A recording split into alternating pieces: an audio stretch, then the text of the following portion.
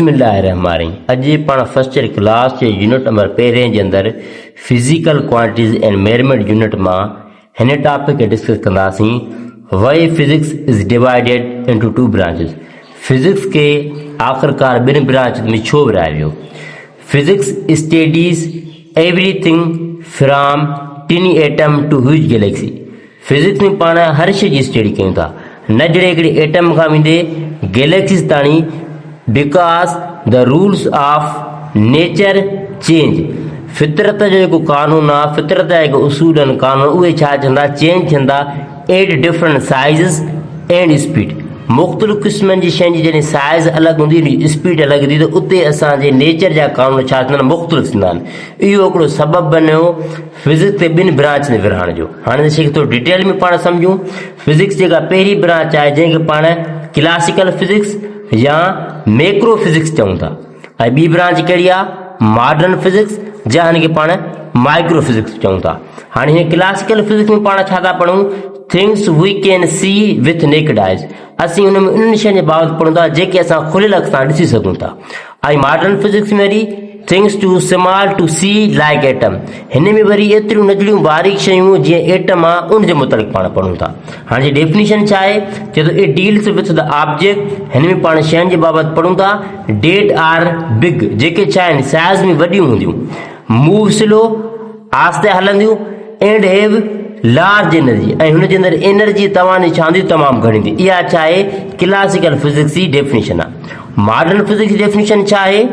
हाणे चए थो it deals with object that are very small. हिन में पाण उन शयुनि जे बाबति पढ़ंदासीं जेके शयूं छा आहिनि? तमामु नंढियूं आहिनि, जीअं एटम आहे। Are move very fast near speed of light, जा जेके तमामु तेज़ मूव कनि जीअं स्पीड ऑफ लाइट। हाणे स्पीड ऑफ लाइट जी वैल्यू छा आहे?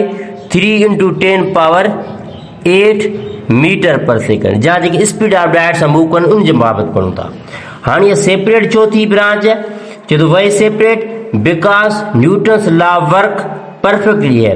न्यूटन जा जेके कानून आहिनि उहे छा आहिनि? क्लासिकल मैकेनिक्स ते फिक्स वर्क कनि पिया। छाकाणि न्यूटन जा जेके बि कानून आहिनि उहे वॾनि शयुनि जे लाइ ठहियल आहिनि, जेके असांजी हेवी बॉडीज़ आहिनि उन जे लाइ ठहियल आहिनि। ऐं मॉडर्न फिज़िक्स अलॻि छो थी? वही separate because classical loss fail here. हिते जेके बि असांजा क्लासिकल लॉ हुया न्यूटन जा, उहे सभु छा विया पे? फेल विया पे। We need new rules. असांखे ज़रूरत पई ॿियनि उसूलनि जी, लाइक आइंस्टाइन। जीअं आइंस्टाइन कुझु थ्योरीज़ ॾिनियूं, कुझु शयूं ॾिनियूं नंढनि पार्टिकल्स जे मुतालिक़। जीअं क्वांटम थ्योरी असांखे ॿुधाए थी त एटम जा हुनजा इलेक्ट्रॉन प्रोटॉन कीअं बिहेव कंदा। इन जे करे हिन ब्रांचिस खे अलॻि कयो वियो। हिन जी लिमिटेशन छा आहे? हिन जी हद केतिरी आहे? कहिड़ियूं शयूं ॿुधाए सघे थी? हाणे हिन जी हद इहा आहे त ही वॾनि शयुनि ते त वर्क करे थी, नंढनि शयुनि ते वर्क कान थी। Fails for very small atom. जेके नंढियूं शयूं, नंढा एटम हूंदा, उहो ते फेल वेंदी। Are very fast speed near of light, जा जेका स्पीड ऑफ लाइट सां शइ मूव कंदी उते इहे शइ वर्क न कंदी। इहा हिन जी लिमिटेशन आहे, इन खां अॻिते नथी क्रॉस करे सघे। ऐं मॉडर्न फिज़िक्स जी लिमिटेशन छा आहे? हिन जी लिमिटेशन आहे fails for big are slow object. हीअ वरी छा थींदो? जेके ॻरियूं शयूं हूंदियूं, जा जेके स्लो शयूं उते वर्क कान कंदी। हीअ सिर्फ़ु उते वर्क कंदी जिथे नंढियूं शयूं हुजनि ऐं जेके तेज़ी सां वर्क कनि। उमेदु कयां थो त हीअ वीडियो लेक्चर तव्हांखे सम्झ में आयो हूंदो। जेकॾहिं तव्हांजो को सुवाल हिन टॉपिक सां रिलेटेड तव्हां कमेंट सेक्शन में करे सघो था। हाणे पाण साॻे लेक्चर के वरी उर्दू में समझंदासीं। इस चीज़ को समझेंगे कि आखिरकार किस वजह से फिजिक्स को दो ब्रांचों में तकसीम किया गया। हमें पता है कि फिजिक्स में हम हर चीज़ की स्टडी करते हैं, छोटे से एटम से लेकर गैलेक्सी तक। और जैसा कि हमें पता है नेचर के जो रूल्स होते हैं वो तब्दील होते हैं। जैसे जैसे चीज़ों की साइज बढ़ेगी, स्पीड बढ़ेगी, तो नेचर के लॉज तब्दील हो जाएंगे।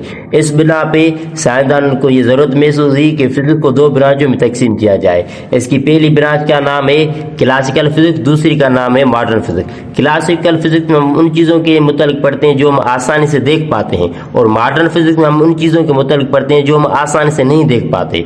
इसकी डेफिनेशन ये है, क्लासिकल फिजिक्स में हम बड़ी चीज़ों की स्टडी करते हैं जो स्लो मूव करती हैं और जिनके अंदर एनर्जी का अमाउंट ज़्यादा होता है। और मॉडर्न फिजिक्स की डेफिनेशन ये है कि इसके अंदर हम छोटी चीज़ों की स्टडी करते हैं जो तेज़ी से मूव करती हैं, जैसे स्पीड ऑफ लाइट। اور اسے ہم نے سیپریٹ کیوں کیا؟ کیونکہ اس کے اندر کلاسیکل میکینکس کے اندر نیوٹن کے لا پرفیکٹلی کام کر رہے تھے، اور اس سے ماڈرن فزکس کو ہم نے الگ اس لیے کیا کیونکہ یہاں پہ کلاسیکل فزکس کے لا ورک نہیں کر رہے تھے، ہمیں ضرورت تھی نئے اصولوں کی، نئے قانونوں کی، جیسے آئنسٹائن نے theory the, theory of relativity, quantum theory جو ہمیں ایٹم کے متعلق بتاتی ہے، الیکٹران، پروٹون اور نیوٹران کے بیہیویئر کے متعلق بتاتی ہے۔